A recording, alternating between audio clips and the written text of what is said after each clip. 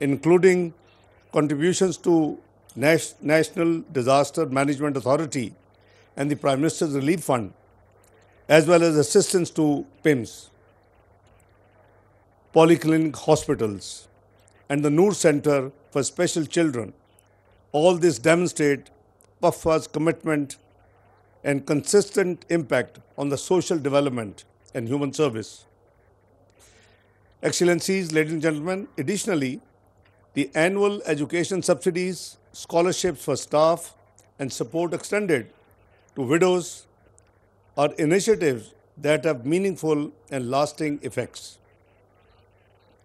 I would like to especially recognize the spouses of our diplomats whose dedication and leadership make PAFA's work possible.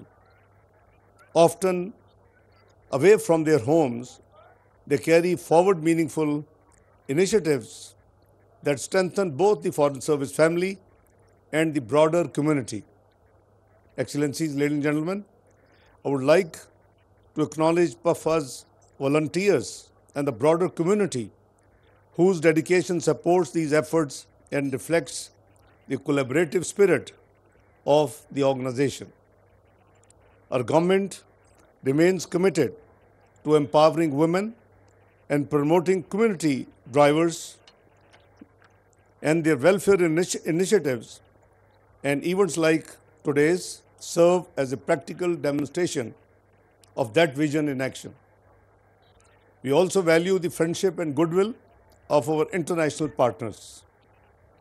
Your participation strengthens our shared commitment to cooperation, understanding, and constructive engagement. Excellencies, ladies and gentlemen, dear children, I have visited the beautiful stalls and food displays from around the world today, and I hope you will enjoy these after this ceremony. I'm sure many of you would have enjoyed already, so did I.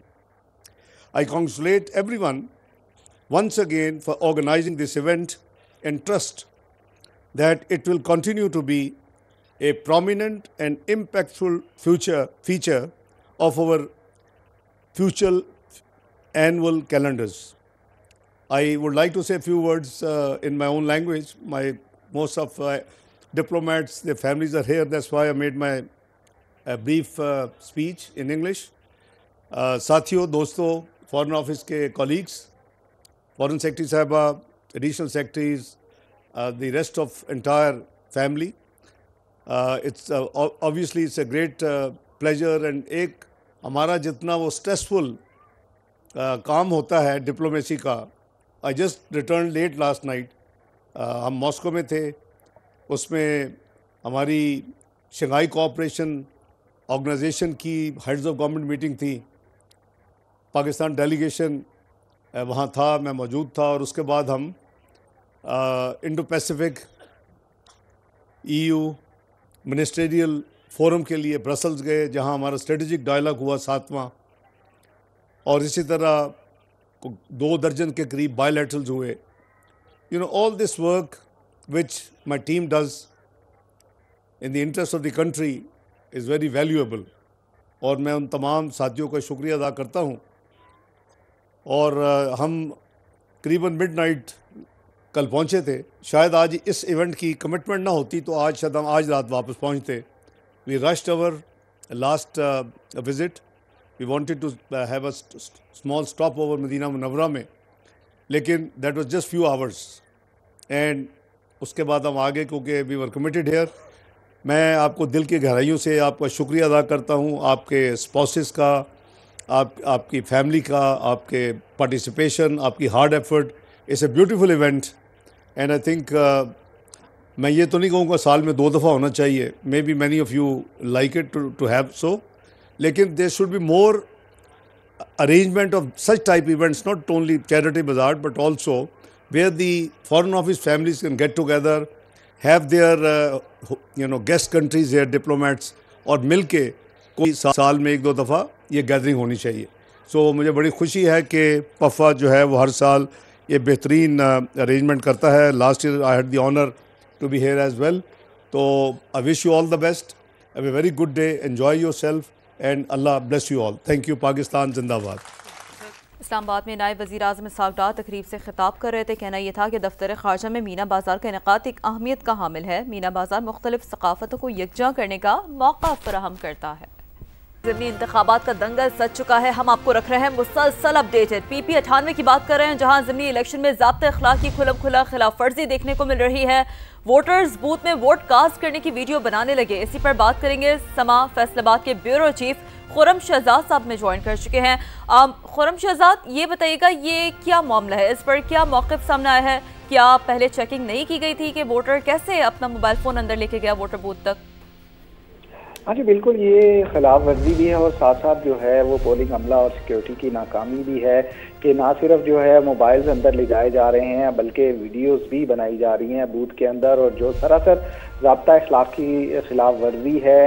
Election commission के मुताबिक जो है polling station में mobile phone ले जाना और ballot paper की तस्वीर लेना ममनू है, लेकिन अब ये देखने में आ रहा है कि बाकायदा तौर पर वहाँ पर पोलिंग बूथ के अंदर वीडियोस बनाई जा रही हैं। मेरी इस हवाले से डिस्ट्रिक्ट इलेक्शन कमिश्नर से बात हुई है। उनका ये कहना है कि जो जितने भी ये खिलाफ वर्जी करने वाले हैं इनके खिलाफ कार्रवाई की जाएगी, और पुलिस को जो है वो ये जो भी मटेरियल्स आ रहे हैं और सोशल मीडिया पे जो अपलोड हो रही हैं बैलेट पेपर की तस्वीर जो है वो उनको दी जा रही हैं ताकि कानूनी कार्रवाई जो है वो अमल में लाई जा सके।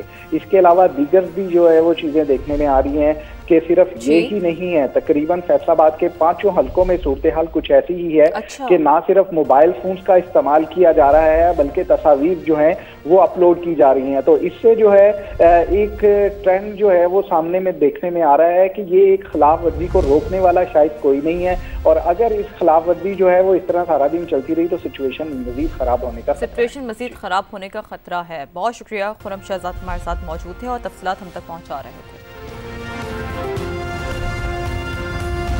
दूसरी जानिब चीचावतनी में कौमी और सूबाई असम्बली की नशस्तों पर ज़िमनी इंतखाबात के लिए वोटिंग जारी है। सिक्योरिटी के इंतहाई सख्त इंतजाम किए गए हैं। समा के नुमाइंदे फ़हद भट्टी इस वक्त डिप्टी कमिश्नर और DPO साहिवाल के साथ मौजूद हैं, उनसे मजीद तफसीलात जानते हैं। जी फ़हद, बताइएगा।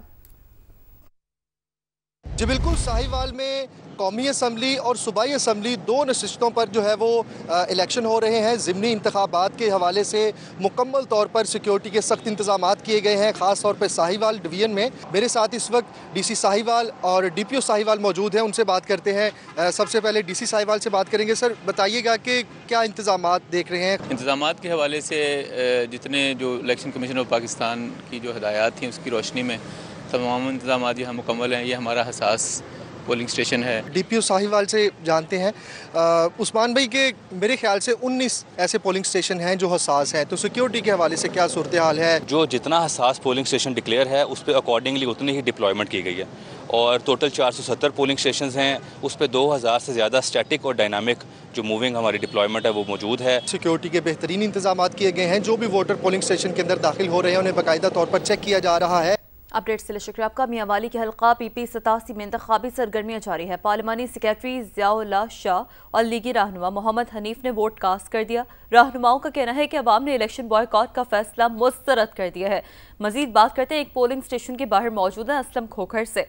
जी असलम, बताइए। जी बिल्कुल, इस वक्त मौजूद हैं मियांवाली के हल्का PP 87 में, जहाँ पे ज़िमनी इलेक्शन होने जा रहे हैं, और जिस जगह मैं मौजूद हूँ ये वता खैल का इलाका है, और पाकिस्तान मुस्लिम लीग नून के जो नामजद उम्मीदवार हैं अली हैदर नूर खान, उसके ये पोलिंग स्टेशन है। और यहाँ पर ये थोड़ी देर पहले पार्लिमानी सेक्रेटरी पंजाब जो एमरजेंसी सर्विसेज हैं ज़ियाउल्लाह शाह साहब वो पहुँचे, हम उनसे भी बात कर लेते हैं। आज लोगों ने जो इलेक्शन के बाईकाट का फैसला था एक जमात का, उसको मियांवाली के लोगों ने मुस्तरद कर दिया, और आज पोलिंग स्टेशन पर रश आप देख रहे हैं। हम सुबह से 8 बजे से तमाम पोलिंग स्टेशन के विजिट पे हूँ। ये इस बात का पॉजिटिव साइन है कि लोगों ने आइन की बालादस्ती के लिए, मुल्क में डेमोक्रेसी के लिए जनरल इलेक्शंस में अपने आप को पार्टिसिपेट कर रहे हैं, और इंशाल्लाह ताला शाम को रिजल्ट आपके सामने होंगे। फतह हक और सच की होगी और मुस्लिम लीग नून की होगी। तो अगर कोई गनमैनों के साथ निकलता है तो उसमें अगर कार्रवाई होती है तो उसमें कोई सियासी जमात का या कोई तल्लक नहीं है, किसी पे सियासी पर्चा नहीं हुआ, ओपन तकरीरें भी कर रहे हैं, ओपन फिर भी रहे हैं, कैंपेन भी कर रहे हैं। ये कहना है कि जो अपोजिशन जमातों की जानिब से ये इल्ज़ाम लगाया जा रहा है कि उन पर पर्चे वगैरह किए जा रहे हैं या उनको कैंपेन से रोका जा रहा था, तो उनका ये था कि जो एक कलेक्शन को कल्चर या डाला कल्चर ख़त्म करने के हवाले से कार्रवाइयाँ की गई। बाकी जो यहाँ पे तमाम जो उम्मीदवार हैं उनको इलेक्शन लड़ने, वोट कास्ट करने के हवाले से खुली आज़ादी, और दूसरा ये जो बाइकॉट के हवाले से था, उनका ये कहना था कि मियांवाली की जो अवाम है उन्होंने जो एक जमात है पाकिस्तान तहरीक इंसाफ, उनकी जानिब से जो बाइकॉट था उसको मुस्तरद कर दिया है। जी ठीक है असलम, बहुत शुक्रिया आपका, आपने हमें अपडेट किया। दूसरी जानिब फैसलाबाद के हल्का NA 104 में ज़िमनी इंतखाब, 72 साल की खातून वोट कास्ट करने पहुंच गईं। कहती हैं कि हल्के के वोटर्स बाहर निकलें और इंतखाबी अमल में ज़रूर हिस्सा लें। उन्होंने मजीद क्या कहा, उनकी ज़ुबानी सुनते हैं। उम्र मेरी 72 साल है। मैं हर दफ़ा तकरीबन ना अपनी ज़िंदगी में जब से वोट डलते हैं ना, सबसे पहले वोट डालने आती हूँ। लेकिन ये है कि अपने स्कूल, अपने पाकिस्तान में आपको वोट डालना चाहिए। लाहौर के हल्का NA 129 से नून लीग के उम्मीदवार हाफिज नुमान जीत के लिए पुरुमीद है। कहते हैं वोटर्स टर्नआउट बेहतर है, खवातीन भी वोट डालने के लिए पहुंच रही हैं। इंतखाबी कामयाबी शेर के नाम रहेगी। 40% से ज़्यादा जो टर्नआउट है वो एक्सपेक्टेड है, और आप देख रहे हैं कि बड़ी तादाद के अंदर अब लोग निकलना शुरू हो गए हैं। खवातीन बड़ी तादाद में निकल रही हैं। गहमा गहमी है। हमें यकीन कामिल है कि आज शाम को बहुत बड़ी फतह जो है वो शेर को पर लोग मोहर लगाएंगे और PMLN को फतह नसीब होगी। दीगर खबरें शामिल करते हुए आपको बताएं कि पंजाब में नाकिस कारकर्दगी और कोताही बरतने वालों को रियायत नहीं मिलेगी।